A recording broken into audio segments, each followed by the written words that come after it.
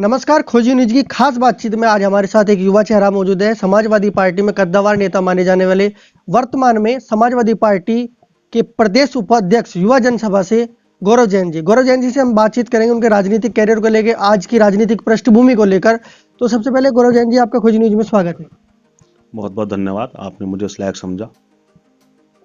सबसे पहले मैं आपसे जानना चाहता हूँ कि समाजवादी पार्टी ही क्यों? देखिए, हमारे हमारा जो देश है वो संस्कारों से बना हुआ देश है, और हमारे देश के संस्कार कहते हैं समतावाद। सब एक समान, किसान हो, मजदूर हो, नौजवान हो, छात्र हो, महिला हो, हमारा संविधान सबको एक समान अधिकार देता है और समतावादी संस्कार है, और समतावादी का मतलब है समाजवाद। इसलिए मैं उस पार्टी को जोड़ना मैंने ज़्यादा बेहतर समझा, जो समतावादी समाजवादी विचारधारा के नायक आदरणीय डॉक्टर राम मनोहर लोहिया जी के विचारों से प्रेरित होकर काम कर रही है। कब आपने समाजवादी पार्टी ज्वाइन की? देखिए, बचपन से ही जब थोड़ा होश संभाला, और तमाम, चूंकि हमें किताबों में हमारे महापुरुषों के बारे में बहुत बताया गया, तमाम तरह की चीज़ें, आंदोलन मैंने पढ़े हैं लगातार। तो छात्र जीवन से ही मैं सोशल वर्क में था, और छात्र राजनीति के तहत भी मैंने बहुत काम करने का प्रयास किया है। और छात्र जीवन में चलते चलते मैंने डॉक्टर राम मनोहर लोहिया जी, आदरणीय नेता मुलायम सिंह यादव जी, इन लोगों को जाना। और 2004 में मैंने पहली बार, कार्य तो मैं पूर्व से करता रहा हूं, परंतु 2004 में पहली बार मैं समाजवादी पार्टी में पद पा पाया था, और नगर सचिव से मैंने वहां शुरुआत की थी। क्या कभी अन्य राजनीतिक पार्टी की तरफ कोई झुकाव गया? नहीं, कभी कोई झुकाव नहीं गया। सिर्फ मेरा मेन झुकाव विचारधारा की तरफ है, और जो विचारधारा मेरे मन को अच्छी लगती है, ऐसी विचारधारा जिसमें मेरे मन में अपने लिए प्रश्न ना खड़े हों, ऐसी संतुष्टि मुझे सिर्फ और सिर्फ समाजवादी पार्टी में मिली, इसलिए कहीं और ध्यान गया ही नहीं। बात अगर मैं समाजवादी पार्टी की करूं, तो कौन कौन से पदों पर आपको कौन कौन सी जिम्मेदारियां समाजवादी पार्टी की तरफ से दी गई जिनका आपने निर्वहन किया हो? देखिए, मैं सौभाग्यशाली रहा हूं कि समाजवादी पार्टी में लगातार काम करने के लिए मुझे दायित्व मिलते रहे हैं, और मैंने सदैव प्रयास किया है कि जो दायित्व परम आदरणीय नेताजी आदरणीय अखिलेश यादव जी की तरफ से मुझे दिए गए, उन पर खरा उतरने का मैं प्रयास करूं। मैं युवजन सभा में नगर अध्यक्ष रहा हूं 3 साल, 2006, 7, 8। उसके पश्चात मैं जिला अध्यक्ष युवजन सभा रहा हूं। मैं लगातार 5 बार बैक टू बैक में जिला अध्यक्ष युवजन सभा रहा हूं 2014 तक। 2014 में मुझे प्रदेश उपाध्यक्ष पद की जिम्मेदारी दी गई थी, उसका मैंने आज तक निर्वहन करने का प्रयास मैं करता रहा हूं। और 2016 में माननीय राष्ट्रीय अध्यक्ष श्री अखिलेश यादव जी ने मुझे एमएलसी का चुनाव लड़ने का भी अवसर प्रदान किया था। और उसके अलावा लगातार मैं सम्मेलन हुए, नौजवान सम्मेलन हुए, तो मैं आगरा, अलीगढ़, मेरठ और सहारनपुर मंडलों में प्रभारी के तौर पर भी मैंने नौजवानों के लिए काम किया है। उसके अलावा अलग अलग चुनावों में, जैसे उपचुनाव हुए या मुख्य चुनाव हुए, तो मुझे चुनाव सहयोगी अथवा प्रभारी बनाकर जगह जगह भेजा जाता रहा है, और मैंने वहाँ भी पूरी मेहनत से काम करने का प्रयास किया है। और मेरा सौभाग्य रहा है कि आदरणीय अखिलेश यादव जी के नाम को लेकर हम आगे चले, और अधिकतर उन सीटों पर हमें जीत भी मिलती रही है। तो लगातार कुछ ना कुछ दायित्व मिलता रहा, काम करते रहे, करते रहेंगे। बात अगर आज की राजनीतिक पृष्ठभूमि की करूं मैं, आज की राजनीति कैसी है? देखिए, राजनीति एक सेवा का माध्यम है, और राजनीति चलती है विचारधारा से। जब अंग्रेजों के भारत देश गुलाम था, उस समय भी क्रांतियां हुई, राजनीति हुई, क्रांतियां हुई, आंदोलन हुए। वो सभी कहीं ना कहीं एक विचारधारा से प्रेरित आंदोलन थे। और हमारे देश में जो देश चलता है, जो लोकतंत्र चलता है, जो व्यवस्थाएं चलती हैं, वो विचारधारा के आधार पर चलती हैं। संगठन, पार्टियां बनी, वो सब अपनी अपनी विचारधाराओं के साथ बनी। और आज के समय में भी जो पार्टियां हैं, कुछ पार्टियां ही ऐसी रह गई हैं जो विचारधारा पर चल पा रही हैं। अधिकतर पार्टियों ने अपनी विचारधारा छोड़ दी, और जो नहीं छोड़ पाई, तो उसमें कुछ पार्टियां ऐसी भाई जो नकारात्मक विचारधारा लेकर आज काम कर रही हैं। आज की पृष्ठभूमि में सिर्फ सोशलिस्ट लोग ही पूरे देश में जहां कहीं भी हैं, वो कहीं ना कहीं अपना एक वजूद, अपनी एक विचारधारा को जिंदा रखे हुए हैं। अन्यथा आज के समय, आज की पृष्ठभूमि में राजनीति की विचारधारा ना होकर व्यक्तिगत स्वार्थ की राजनीति रह गई है, जात धर्म की राजनीति रह गई है, ऊंच नीच की राजनीति रह गई है। एक समानता की विचारधारा को लेकर चलने वाले लोग कम है। एक मेरा सवाल है आपसे कि अगर मैं कंपेयर करूं, वैसे मुझे पता है कि आप अपनी समाजवादी सरकार की पार्टी को ही अच्छा बताओगे, मैं आपसे जानना चाहता हूं कि समाजवादी की सरकार भाजपा से बेहतर कैसे? देखिए, आपने कहा कि आप समाजवादी पार्टी की सरकार को ही बेहतर बताओगे। सीधी सी बात है, हम आदरणीय अखिलेश यादव जी के नेतृत्व में चलने वाले लोग हैं समाजवादी में, तो उसे बेहतर बताएंगे। लेकिन मैं आपसे सवाल पूछूं, आप बताइए कि जैसे आईटी क्रांति आदरणीय अखिलेश यादव जी के नेतृत्व में आई थी, आज हमारे समाज के अंदर हर तरह का आदमी, ऐसे परिवार भी हैं जो सुबह का नाश्ता कर लेते हैं तो उन्हें रात के खाने के लिए भी बहुत संघर्ष करना पड़ता है, रात का खाना तब मिलता है। और जब रात का खाना खा लिया तो पूरी रात जाग कर निकल जाती है कि सुबह का भोजन बच्चों को कैसे कराया जाएगा। ऐसे गरीब परिवार जब अपने बच्चे को पढ़ाते हैं, पेट काट काट के पढ़ाते हैं, पेट काट काट के अपने बच्चों का लालन पालन करते हैं, और जब उनका बच्चा 12वीं कक्षा पास कर लेता है तो वो आज के समय के साथ चलना चाहता है। जो आज का करंट ईरा है, आईटी युग का समय है, उसके साथ वो बच्चा चलना चाहता है, उसे संसाधनों की आवश्यकता होती है। ऐसे गरीब बच्चे की भावना को समझकर हमारे अखिलेश यादव जी ने लैपटॉप दिया। अब बताइए कोई सरकार आज तक ऐसा कर पाई क्या? कई लाख लैपटॉप दिए। हमारी बच्चियां 10वीं 12वीं कक्षा पास कर लेती है, उनके माँ बाप के पास सीमित पैसे होते हैं, वो सोचते हैं कि इन पैसों में इस बच्ची की शादी कर दूं या ऐसे पढ़ाऊं। वो मजबूर हो जाते हैं, लेकिन वो बच्ची पढ़ना चाहती है, बढ़ना चाहती है। ऐसी बच्ची की भावनाओं को समझा। हमारे नेता ने कन्या विद्याधन के रूप में और अन्य माध्यमों से उन बच्चों के हाथ में पैसा पहुंचाने का काम किया। वो बच्चियां पढ़ी भी और बढ़ी भी। महिलाएं हमारे उत्तर प्रदेश में आप देख लीजिए, बहुत से क्षेत्र इस तरह के रहे हैं कि वहां की महिलाओं को बहुत सीमित संसाधन मिल पाते हैं, तो साड़ियां मुहैया नहीं हो पाती। ऐसी महिलाओं के दर्द को उस नेता ने समझा हमारे, और 55 लाख समाजवादी पेंशन के माध्यम से 6,000 रुपए साल उन महिलाओं को देने का काम किया। मजदूर, गरीब मजदूर, उन्हें साइकिलें दी, उनके लिए पेंशन का इंतजाम किया। उसके अलावा बहुत सी चीजें मैं इस तरह की आप बताइए। हाईवे, एक हाईवे बनाया हमारे नेताजी ने, और उस हाईवे के माध्यम से लखनऊ तक के लोग, लखनऊ तक के तमाम गांव, कस्बा, तहसील, जनपद एक दिल्ली से सीधे जोड़ दिए। आप बताइए वहां किसान का व्यापार बढ़ेगा नहीं बढ़ेगा? व्यापारी तरक्की करेगा नहीं करेगा? हवाई जहाज, लड़ाकू विमान उन्होंने हाईवे पर उतार के दिखा दिए। मैं ये कहना चाहता हूं कि जिस तरह की योजनाएं मैं आपको बता रहा हूं और समाजवादियों ने दी हैं, जहां एक नेता बच्चियों के बारे में सोचता हो, 1090 दे दी। बच्चियों को परेशानी होती थी, वो अपने माँ बाप को सारी बातें खुल के नहीं बता सकती, अपने भाई को नहीं बता सकती। उन्हें डर है कि कहीं मेरा स्कूल भेजना बंद ना हो जाए, कहीं मेरा ट्यूशन जाना बंद ना हो जाए, कहीं मुझे कोई नुकसान हो जाए, डर के हमारे अपने परिवार में नहीं बताती थी। 1090 दे दी। उन बच्चियों ने उन पर सूचना की, उन्हें कोई दिक्कत हुई, कोई परेशानी, उन्होंने सूचना की, सूचना का हल हो गया, किसी को पता भी नहीं लगा। तो जहां इतना भावुक होकर, भावनाओं के साथ, संस्कारों के साथ जो नेता काम करता हो, वो बच्चों की भी सोचते हैं, किसानों की भी सोचते हैं, नौजवानों की भी सोचते हैं, गरीब मजदूर, रिक्शा वाले पैरों से पैंडल चला के रिक्शा चलाते थे, उनकी भी सोच उन्होंने इलेक्ट्रॉनिक रिक्शा करके दी। कितनी योजनाएं मैं आपको बताऊं, घंटों निकल जाएंगे। किसानों का दुर्घटना बीमा 1 लाख से 5 लाख कर दिया, सिंचाई मुफ्त दे दी। तमाम तरह की चीजें जो की हैं, जो योजनाएं लाए हैं, वो समाजवादी समतावादी जो विचारधारा है, कुर्सी प्राप्त करने के बाद उस समतावादी समाजवादी विचारधाराओं की झलक अखिलेश जी की योजनाओं में दिखाई देती है। उनका मानना यह है कि जो गरीब वर्ग है, दलित वर्ग है, पिछड़ा वर्ग है, जिसे आवश्यकताएं हैं, उन्हें संसाधन दो और बराबर में लाके खड़ा करो। जहां इतनी गहराई की सोच जिस नेता के अंदर, जिस सरकार के अंदर, जिस पार्टी के अंदर हो, उससे बेहतर कुछ होता, आप मुझे बता दीजिए।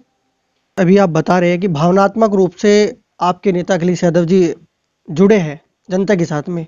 2017 में आपकी तरफ से नारा भी दिया गया था कि काम बोलता है। कहाँ गलती रही कि सरकार भाजपा की आ गई? देखिए, हम लोग, एक ट्रेंड था उत्तर प्रदेश के अंदर कि धर्म और जाति के नाम पर राजनीति होती थी। एक वो अंग्रेजों का रूल था ना, डिवाइड एंड रूल। तो कुछ पार्टियां इस तरह की चीज करती थी कि समाज को बांटो, धर्म को बांटो, राज कर लो।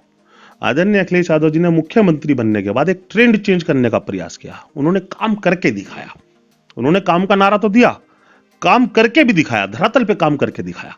और काम करने के बाद हम लोगों को इस बात का विश्वास था कि लोग हमारे काम को स्वीकार करेंगे।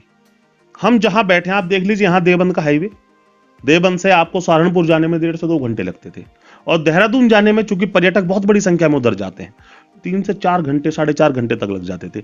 आज आप यहां से 40 मिनट में सहारनपुर जाते हैं और 2 घंटे में आप देहरादून पहुंच जाते हैं। ये उस हाईवे की देन है। आपका लखनऊ का रास्ता 10 से 12 घंटे का हुआ करता था, आज आप उस हाईवे से जाइए, आप 6 घंटे में लखनऊ पहुंच जाएंगे, 6 से 7 घंटे में। तो हमें ये विश्वास था कि जो योजनाएं हमने दी है, जो एक सकारात्मक सोच हम समाज के अंदर लेकर आए हैं, जो संसाधन हमने लोगों को दिए हैं, लोग उसको स्वीकार करते हुए पुनः हमें मौका देंगे, ताकि हम उत्तर प्रदेश को जहां तक ला पाए हैं, इससे और आगे लेके जा सके। मेट्रो, बहुत सारे प्रोजेक्ट मेट्रो के हमारे माननीय मुख्यमंत्री जी ने दिए थे, और बहुत सारे प्रोजेक्ट ऐसे थे जो अंडर प्रोसीजर थे, बहुत सारे हाईवे ऐसे थे जो हमारे अंडर प्रोसीजर थे, बहुत योजनाएं ऐसी थी जो हमारे अंडर प्रोसीजर थी। आज कोरोना काल में मोबाइल की सबको जरूरत है, बच्चों की क्लासेस मोबाइल पे चल रही है। हमारे नेता ने उस समय सोच लिया था और कहा था कि सरकार बनेगी तो हम तमाम नौजवानों को एक मोबाइल देंगे। उन्हें पता था कि मोबाइल के आने वाले समय में जरूरतें लोगों को बढ़ेंगी, आवश्यकताएं। हमारे नेता को 102 108 के पता था, एक गर्भवती महिला को किस तरह गांव में जरूरत पड़ेगी, उन्होंने 102 दी, 108 दी। यूपी 100 हमारे सरकार में एक किस्सा हुआ, कहीं घटना हो गई महिला के साथ, हमारे नेता ने उसे गंभीरता से लिया और उस एक घटना के ऊपर पूरे प्रदेश में यूपी 100 जो वर्ल्ड की बेस्ट पुलिसिंग कार्य प्रणाली है वो उत्तर प्रदेश को देने का काम किया। इस सरकार ने बदल के यूपी 112 कर दिया। आज कोरोना काल में वही यूपी 100 काम आया, वो 102 काम आई, वो 108 काम आई, वो अस्पताल काम आए, वो इंस्टीट्यूट काम आए जो अखिलेश जी की सरकार में दिए गए थे। केंद्र सरकार 3 नए कृषि अध्यादेश लेकर आई थी, उसके बाद पूरे देश में हंगामा हुआ। केंद्र सरकार बार बार प्रस्ताव देती है, किसान बार बार ठुकराते हैं। इस बारे में आप क्या कहना चाहेंगे? अंत में केंद्र सरकार की तरफ से कहा है कि हम इसको 2 साल तक के लिए टाल सकते हैं, जिसके बाद हम संशोधन करेंगे तो 2 साल तक रुक सकते हैं, तो क्या जवाब होगा? देखिए, सबसे पहली बात तो ये है कि ये जो सरकार है भारतीय जनता पार्टी की, उत्तर प्रदेश में भी है, देश में भी है, ये भाजपा की सरकार पहले तो जनता के बीच से अपना विश्वास खो चुकी है। इनके तमाम निर्णय जब से सरकार में आए हैं 2014 के बाद से तमाम निर्णय जनता के लिए नकारात्मक सिद्ध हुए। इन्होंने नोटबंदी दी, उन्होंने कहा कि कुछ भी अगर कमी निकलेगी तो हमें चौराहा बता देना, हम आके जवाब देंगे। कोई चौराहा नहीं बता रहा, ना वो चौराहे पे आने को तैयार है, कोई जवाब देने को तैयार नहीं। मुझे बता दे नोटबंदी से इस देश को क्या लाभ हुआ, सिवाय कई लोगों की जान जाने के और एक पूरी इकोनॉमिक व्यवस्था को डिस्टर्ब कर देने के अलावा। उसके बाद जीएसटी का मसला ये लोग लाए, बता दीजिए जीएसटी कितने व्यापारियों के आज तक भी समझ में आ पाई हो, एक शोषण का तरीका और खड़ा कर दिया व्यापारी की। उसके बाद इन्होंने और भी कई फैसले लिए, मैं कई फैसले इस तरह के इनके बता सकता हूं। कुल मिलाकर बात यह है कि पहले तो सरकार के प्रति जनता का विश्वास खत्म हो गया। आप जीडीपी की स्थिति देख लीजिए, जब इनकी सरकार बनी 10 पॉइंट कुछ जीडीपी थी, आज माइनस में जा चुकी। ये बार बार कोरोना का हवाला देते हैं, भाई नौकरियां चलेगी, कोरोना की वजह से चली गई, जीडीपी गिर गई। कोरोना से पहले क्या स्थिति थी देश की, आप बताइए। 2 करोड़ नौकरियों का वादा था, क्या दे पाए? कृषि अध्यादेश पर ही मैं आ रहा हूं, क्या दे पाए? नहीं दे पाए। और जीडीपी क्या स्थिति थी, लगातार गिरने की स्थिति में जीडीपी थी, और ऊपर से कोरोना आ गया। हमारा देश ऐसी परिस्थितियों को झेलने के लिए इतना सक्षम था कि ऐसी कोई आपदा आ जाए तो वो झेल सकता था, सर्वाइव कर सकता था, सब लोग साथ मिलकर उस चीज को सर्वाइव कर सकते थे। लेकिन इस देश की जो क्षमताएं थी, उनकी जड़ों को खोखला करने का काम इस भाजपा सरकार ने किया। हम कोरोना की आपत्तियों को, व्यवस्थाओं को नहीं झेल पाए, कोरोना समय काल को। अब ये 3 अध्यादेश ये लोग ले आए।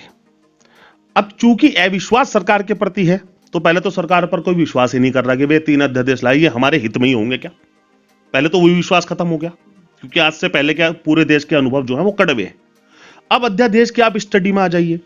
आप किसान हम और आपसे और सरकार से कहीं ना कहीं जमीनी परिस्थितियों को ज्यादा समझता है, और वो किसान ये कह रहा है कि ये हमारे हित में नहीं है। हमारी आय इससे बढ़ने की बजाय हम लोग और कारपोरेट घरानों के गुलाम हो जाएंगे, हमारी जमीनों पे कारपोरेट घराने हावी हो जाएंगे, हमें रेट नहीं मिल पाएगा, हमारी मंडियां बर्बाद हो जाएंगी। तमाम तरह के कारण किसान बता रहा है कि ये कानून कहीं ना कहीं इनकी ड्राफ्टिंग गलत हो गया, आप इन्हें वापस लीजिए और किसानों से राय करके एक सही ड्राफ्टिंग बनाकर तैयार कीजिए। अगर आप किसानों का भला चाहते हैं तो इनकी क्या मजबूरी है कि किसानों की बात नहीं मानना चाहते? क्या इन पे कारपोरेट घरानों का दबाव है? वो कौन सी मजबूरी है कि कई लाख किसान कह रहे हैं कि हमारे हित में नहीं है, सरकार फिर भी लागू करना चाहती है? क्या ऐसी परिस्थिति है, क्यों लागू करना चाहती है? खत्म करें। ये इसलिए लागू करना चाहते हैं क्योंकि कारपोरेट घरानों के हाथों में बंधक बन के रह गई है भारतीय जनता पार्टी की सरकार, वो चाहे प्रदेश की हो चाहे देश की हो। सिर्फ 1 से 1.5%, 2% लोगों को पूरी भाजपा की सरकार लाभ पहुंचाने में लगी हुई है। केंद्र सरकार तो कह चुकी है कि 2 साल के लिए टालने के लिए तैयार है, धरना खत्म करो। मैंने कहा ना, सरकार के प्रति किस बात पे विश्वास करें? सरकार की आज तक कोई ऐसा वादा हो जो सरकार ने पूरा करके दिखाया हो? इस वादे का क्या भरोसा, क्या करेंगे? और 2 साल बाद फिर क्या परिस्थिति है? फिर तब भी तो वापस करना पड़ेगा। आप आज ही वापस कर लो, एक नई ड्राफ्टिंग बनाओ, किसान दलों से राय करो, किसान नेताओं से राय करो, एक आम किसान के बीच में जाके एक जनगणना इकट्ठी करो कि जनमत क्या चाहता है, उस आधार पर आप बिल बनाइए। आप तो टाइम निकालना चाहते हैं कि भाई किसी तरह धरना खत्म हो और फिर हम लोग दोबारा से इस बिल को लाके इसे लागू करते। वापस क्यों नहीं लेना चाहते? वो क्या मजबूरी है? उस मजबूरी का नाम बताइए ना। इतना क्या दबाव, कारपोरेट घरानों के दबाव में इतना क्यों है सरकार? लगातार किसान नेता बताते रहे कि कई कई किलोमीटरों के गोदाम बनाकर उन लोगों ने खड़े कर दिए, कारपोरेट ने। वो क्यों कर दिए उन्होंने खड़े? उन्हें पहले से पता था बिल का।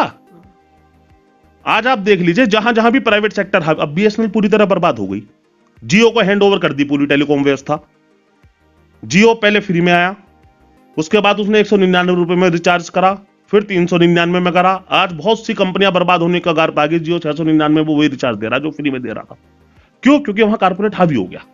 जब भी कारपोरेट के हाथ में देश की कोई भी व्यवस्था जाएगी वो पूरी तरह बर्बाद हो जाएगी। उपभोक्ता का नुकसान होगा, देश का नुकसान होगा, तमाम चीजों का नुकसान होगा। सिर्फ फायदा होगा तो सिर्फ और सिर्फ कारपोरेट का। मेरा आपसे सवाल रहेगा कि कभी ऐसा लगा कि राजनीति छोड़ देनी चाहिए, क्योंकि अभी आपने बताया कि राजनीति की पृष्ठभूमि दिनों दिन बदल रही है, तो कभी ऐसा मन में ख्याल आया हो कि राजनीति से किनारा कर लिया जाए? देखिए, अब जिन्हें मैं आदर्श मानता हूं, समाजवादी नेताओं ने बहुत सी जगह बहुत सी बातें कही। हमने कहीं ये भी पढ़ा है कि अगर अच्छे लोग खामोश होंगे तो खराब लोग सत्ताओं पे काबिज हो जाएंगे। आदरणीय लोहिया जी ने भी कहा है कि सड़कें खामोश होंगी तो संसद आवारा हो जाएगी। और स्वामी विवेकानंद जी ने कहा है, उठो चलो और तब तक चलते रहो जब तक लक्ष्य हासिल ना कर लो। तो हम लोग तब तक चलते रहेंगे जब तक हम अपना लक्ष्य हासिल नहीं कर लेते। जब तक समतावादी समाज का निर्माण नहीं होगा तब तक हम अपनी लड़ाई जारी रखेंगे, लगे रहेंगे। आपका वो क्या लक्ष्य है जो आप हासिल करना चाहते हो राजनीति में? जो समाजवादी लोग, आदरणीय अखिलेश यादव जी, समाजवादी पार्टी और समाजवादी विचारधारा को मानने वाले लोग, जिसे एक समतावादी समाज का निर्माण करना चाहते हैं, और उस हवन में दो आहुति हमारे हाथ से भी डल जाएं, बस इसलिए इस प्रयास में लगे हुए हैं, आजीवन लगे रहेंगे। क्या कोई चुनाव लड़ने का मन है आगे आने वाले समय में? जी बिल्कुल, मेरा प्रयास है। क्योंकि देखिए, कोई इतनी बड़ी भूख तो हमारे अंदर है नहीं। हमारा तो लक्ष्य सिर्फ यही है कि समाज की सेवा किसी भी माध्यम से हो जाए। बाकी सर, चूंकि मेरा क्षेत्र सदर विधानसभा है मुजफ्फरनगर से, यहाँ लगातार पिछले 20 साल से काम करता रहा हूँ, तो प्रयास करेंगे, अगर पार्टी अवसर देगी तो चुनाव लड़ने का प्रयास करेंगे। तो ये थे हमारे साथ गौरव जैन, युवा जनसभा के प्रदेश उपाध्यक्ष। बड़ी बेबाकी से इन्होंने खोजी न्यूज के सवालों का जवाब दिया। गौरव जैन जी, आपका खोजी न्यूज से बातचीत करने के लिए बहुत बहुत धन्यवाद। धन्यवाद।